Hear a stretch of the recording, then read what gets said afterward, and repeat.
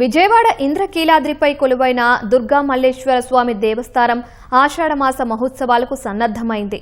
ఆలయ పాలక మండలి చైర్మన్, ఈవో, ఇతర సభ్యులు ఆషాఢమాస ఉత్సవాల బ్రోచర్ను విడుదల చేశారు. ఈ నెల 15 నుంచి ఆగస్టు 12 వరకు ఆషాఢమాస మహోత్సవాలు నిర్వహించనున్నారు. ఈ నెల 15 నుంచి ఆగస్టు 24 వరకు వారాహీదేవి నవరాత్రులను పంచవారాహి మంత్రాలతో విశేష పూజలు, హోమాలు జరపనున్నారు.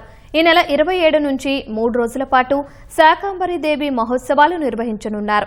అమ్మవారి ఆషాఢ సారె సమర్పణకు అధికారులు ప్రత్యేక ఏర్పాట్లు చేశారు. ఈ నెల 15న ఆలయ అధికారులు తొలిసారి సారె సమర్పణ జరగనుంది.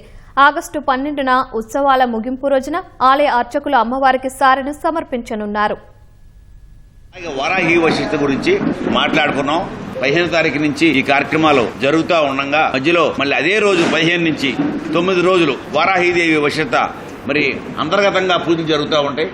అది జరుగుతున్న తర్వాత 27, 28, 29 3 రోజులు శాకాంబరి ఉత్సవాలు రకరకాల కూరగాయలతో మిక్స్గా ఫ్రూట్స్ కానీ కూరగాయలు కానీ 3 రోజులు ఘనంగా చాలా బాగా డెకరేషన్ చేసుకుంటూ ఈ కార్యక్రమం అంతా కూడా 4 రోజులు చాలా అందంగా తీర్చిదిద్ది చేయాలనే ఆలోచన.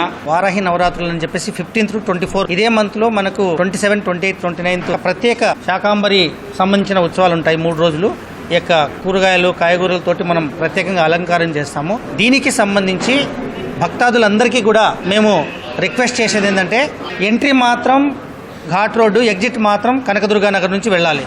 వచ్చిన భక్తులందరికీ కూడా మంచి ప్రసాదము, అన్నప్రసాదం ఇవ్వడానికి ఏర్పాట్లు చేస్తాం.